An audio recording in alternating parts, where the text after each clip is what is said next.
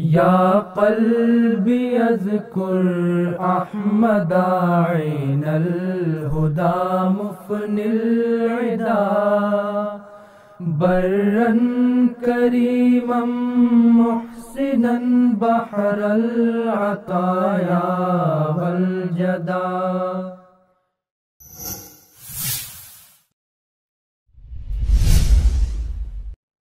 Assalamualaikum warahmatullahi wabarakatuh.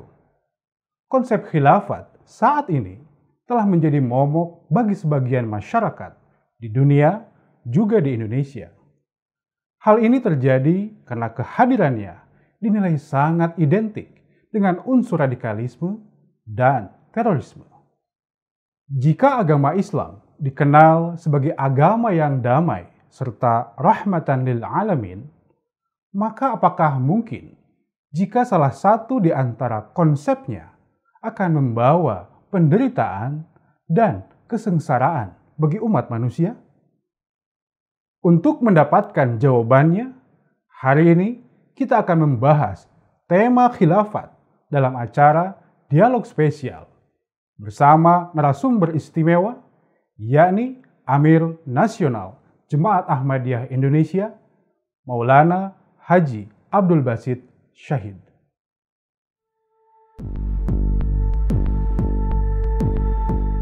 Iya, intinya khilafah itu nggak boleh di Indonesia. Indonesia ini sudah sepakat bentuk negara-negara kesatuan Republik Indonesia. Tidak boleh lagi ada bentuk negara di luar itu. Karena Pancasila itu sebagai titik temu yang disepakati sebagai dasar di dalam kenegaraan kita. Assalamualaikum warahmatullahi wabarakatuh, Pak Amir. Waalaikumsalam warahmatullahi wabarakatuh. Jazakumullah ahsanal jaza atas waktu dan kesempatannya untuk kita dialog pada hari ini. Baik Pak Amir, beberapa waktu terakhir ini kita melihat, mendengar juga bahwa ada semacam penolakan terhadap konsep khilafat. Bagaimana Pak Amir menyikapinya, Pak? Begini, konsep khilafat itu memang ada di dalam Al-Quran, ya, di dalam surat An-Nur, ya. Wa'adul ladzina amanu minkum wa amilus solihati la yastakhlifannahum fil ardi kama stakhlafal ladzina min qablihim. Jadi Allah Ta'ala telah menjanjikan ya khilafat, sistem khilafat ini ya sebagaimana dia telah menjadikan dulu khilafat sebelum kamu ini. Nah, cuma konsep khilafat yang dipahami sekarang ini berbeda. Ya. Kecenderungan atau kebanyakan yang mengusung sistem khilafat ini adalah khilafat kekuasaan. Jadi mereka ini secara garis besarnya merebut dulu apapun juga, mengambil kekuasaan dulu, entah merebut, entah kudeta, entah apapun juga lah ya. Yang penting berkuasa dahulu, kemudian menjalankan syariat Islam, khilafat itu. Karena menurut mereka ini, sebagian di antara mereka mengatakan bahwa khilafatlah ya yang sistem Islam, semua itu yang datang dari Allah Subhanahu wa Ta'ala. Jadi itu yang sempurna itu buatan Allah Ta'ala, bukan buatan manusia, kan begitu. Nah, yang jadi masalah ini mereka harus memiliki kekuasaan dulu, ya, baru nanti menjalankan syariat Islam. Itu yang secara garis besarnya yang diusung oleh beberapa kelompok termasuk di Indonesia. Nah, kita berpendapat lain. Sistem khilafat itu ada, tetapi tidak memerlukan kekuasaan untuk menjalankan syariat Islam. Ya, ini begini ya. Untuk menjalankan syariat Islam ini, apakah kita perlu kekuasaan? Kan? Misalnya, ya, kalau saya mau jujur anti korupsi, apakah saya harus jadi lurah dulu? Ya, apakah saya harus jadi camat dulu? Atau yang lebih itu yang lebih tinggi Apakah saya harus ikut pemilu dulu ya, jadi bupati, jadi wali kota, jadi gubernur, jadi presiden misalnya kan?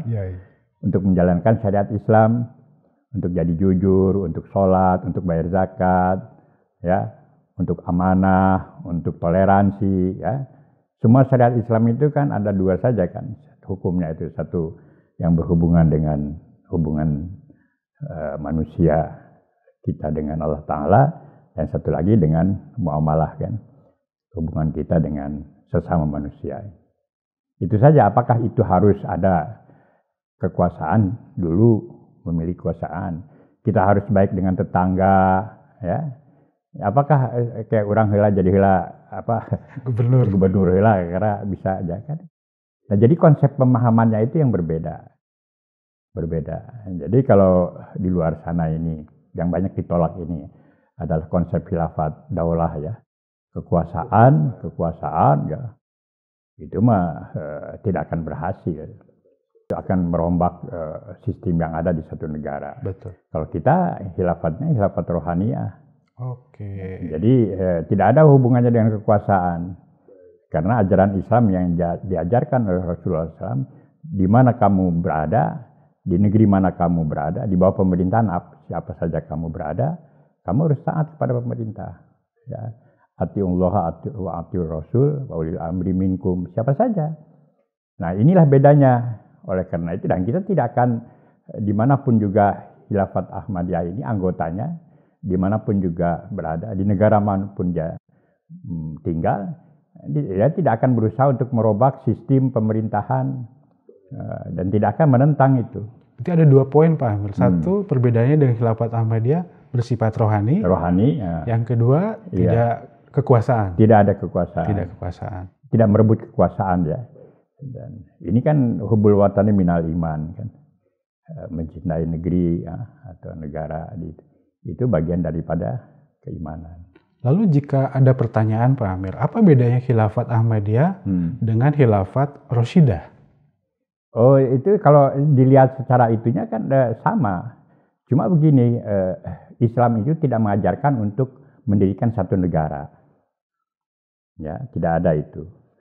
Tapi mengatur negara, kalau sebagai seorang mukmin diamanahkan untuk memimpin, dia harus menjalankan tanggung jawabnya. Misalnya harus memperhatikan kesejahteraan warganya, kan, penduduknya, pangannya, papannya, sandangnya, kan itu kewajibannya.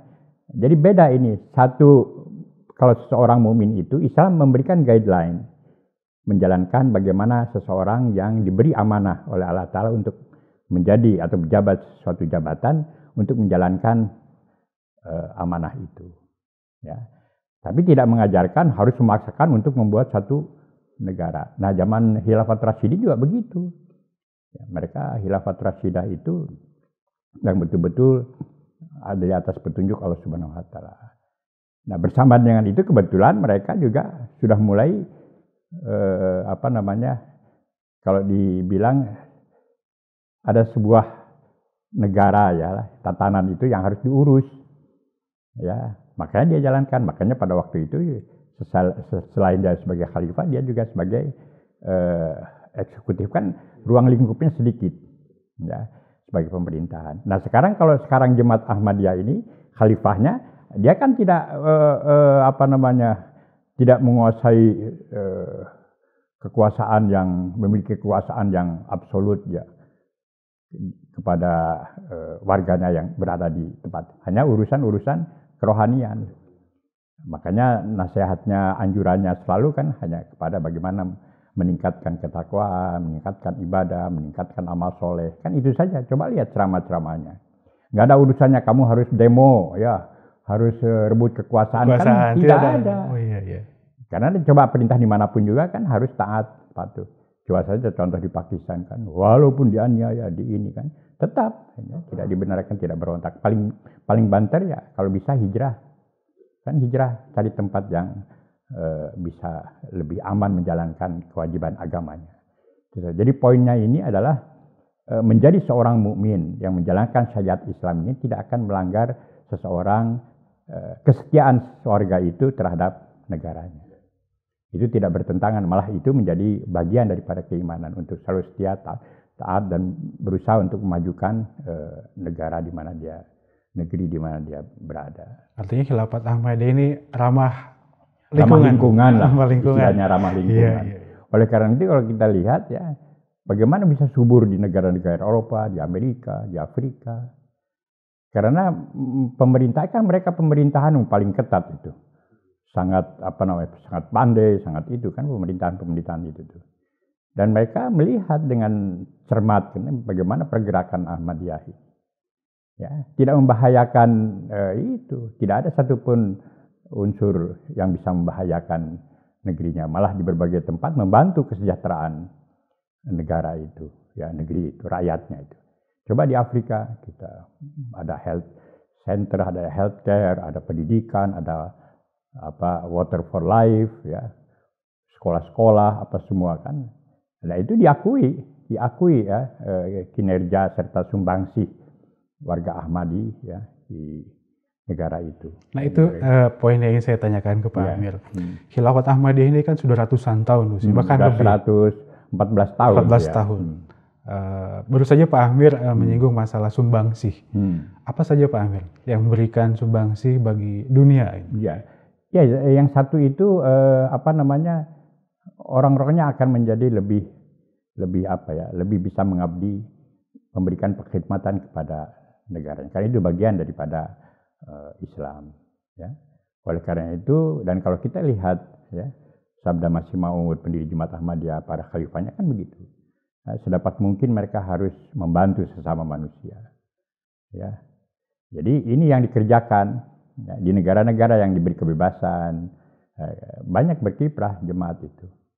Ya, dulu tahun-tahun 20-an, tahun 30-an, ya, ketika negara-negara Afrika itu masih sangat-sangat terbelakang. Nah, itu kita bantu mulai dari sekolah rakyat, sekolah ini, dan siapa saja di sana.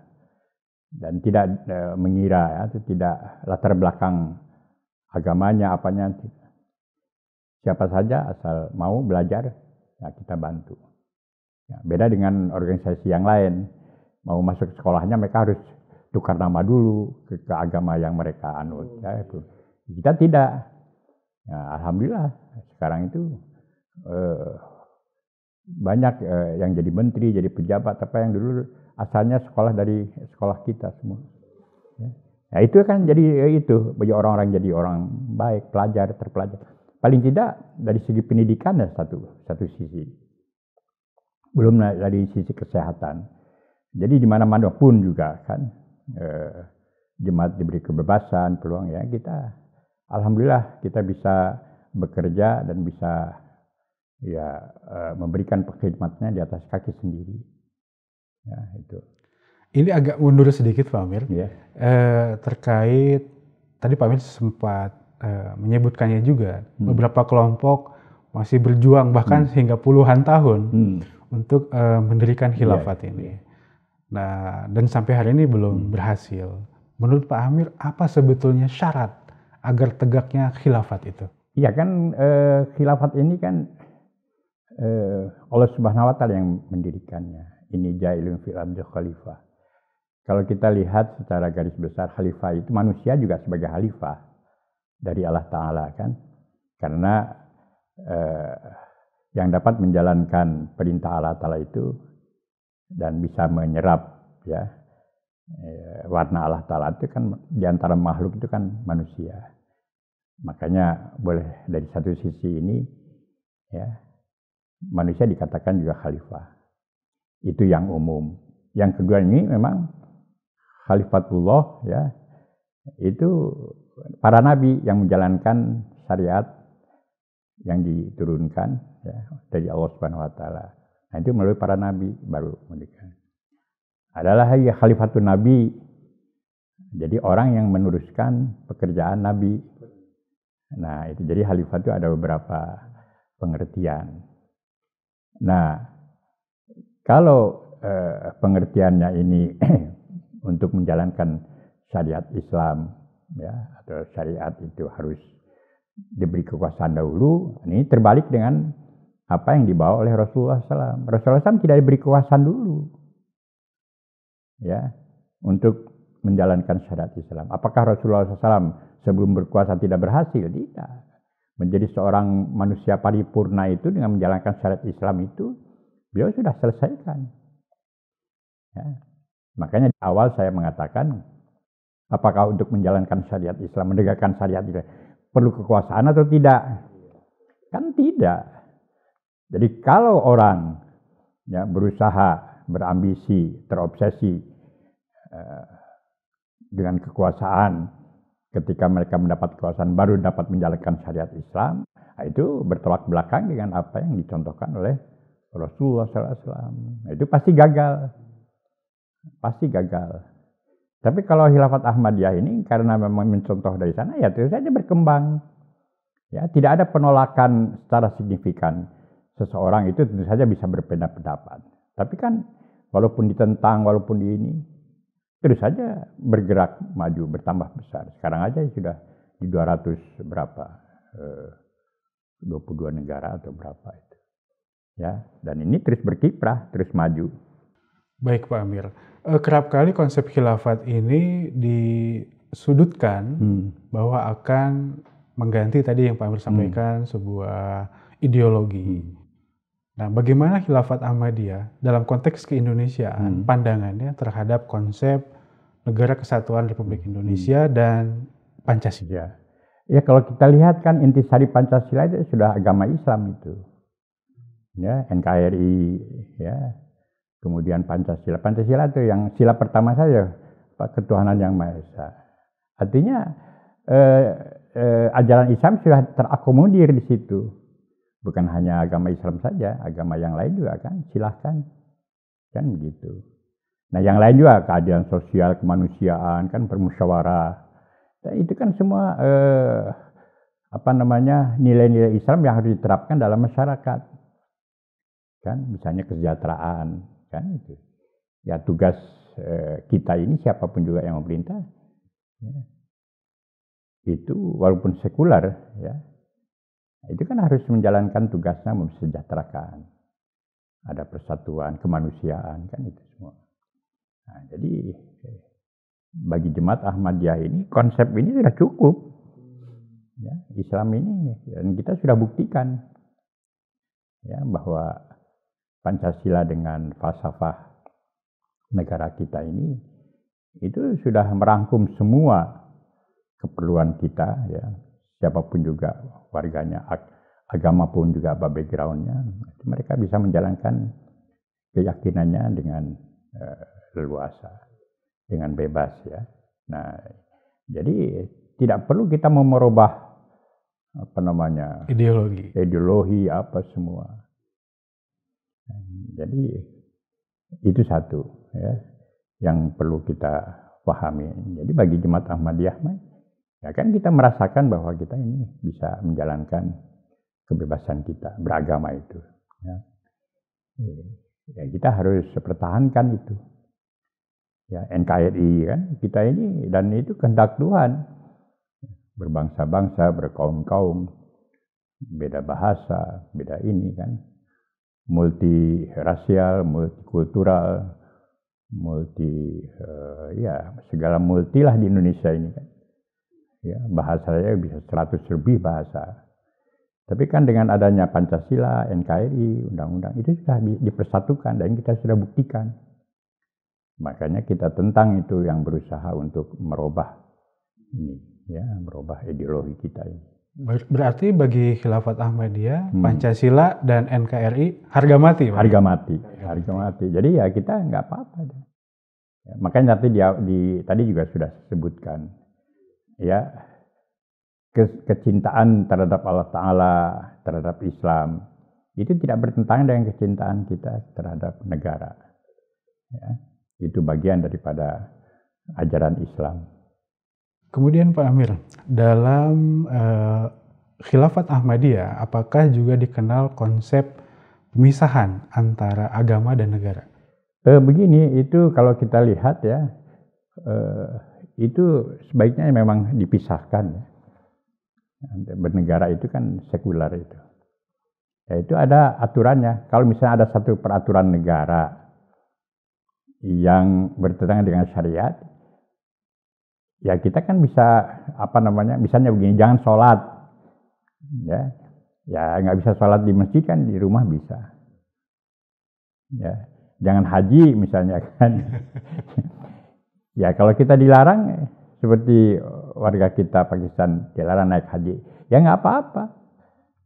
Yang bertanggung jawab kan yang melarangnya, bukan yang kita. Kan begitu. Jadi sebetulnya apapun juga kita bisa menjalankannya itu. Jadi tidak perlu terus kemudian berontak apa semua, kan tidak. Ada cara lain yang lebih santun yang diajarkan dalam Islam untuk menjalankannya itu. Jadi itu walaupun di satu sisi sepertinya berdampingan kan, makanya di awal saya katakan bahwa bernegara, berkeimanan ini tidak bertentangan. Ya, kita sebagai warga negara, satu sisi menjalankan tugas-tugas dan kewajibannya.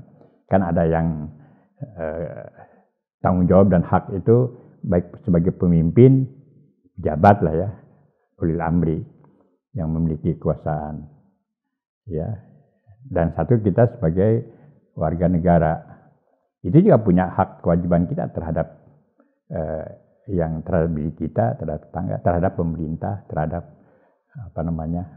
kekuasaan. Kan ada tanggung jawab masing-masing itu. Dua-duanya harus jalan, ya.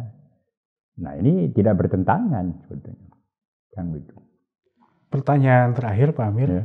Lantas kedepannya akan seperti apa? Khidmat terhadap bangsa dan khidmat terhadap Islam yang akan dijalankan oleh Khilafat Ahmadiyah. Ya kan itu bersamaan itu, ya. Kita berkhidmat kepada negara itu ya berkhidmat sebagai tanggung jawab kita sebagai warga ya, terhadap negaranya.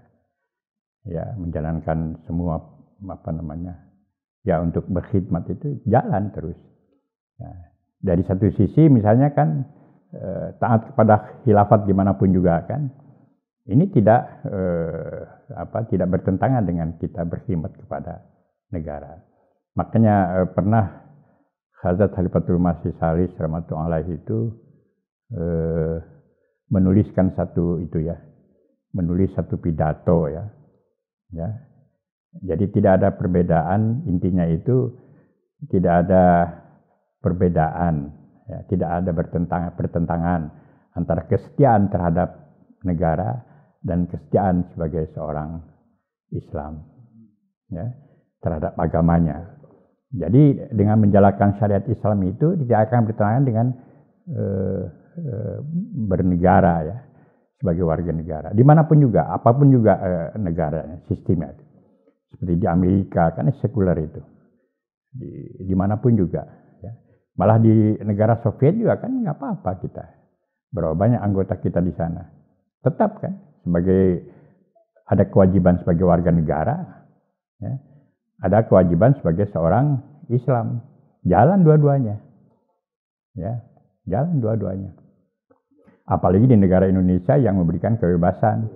Yang beragama, apapun juga. Mau Buddha, mau Kristen, mau Protestan, mau Katolik, mau Hindu. Ya. Ya, itu kan kita ada dengan adanya sila ketuhanan yang Maha Esa sudah cukup. Karena beribadah kepada Tuhan, percaya kepada Tuhan itu kan menuntut kita untuk melaksanakan tanggung jawab kita terhadap sesama manusia, terhadap negara, terhadap apapun juga posisi kita ya sebagai warga. Bisa dilihat dari sebagai seorang Islam ya silahkan. Sebagai seorang warga negara Indonesia, silahkan. Sebagai tetangga yang berjiran dengan kaum lain, ya kan ada Islam itu sudah memberikan guideline ya, bagaimana kita bersikap, bagaimana bermuamalah. Nah itu bisa jalan tanpa harus kita menentang syariat Islam.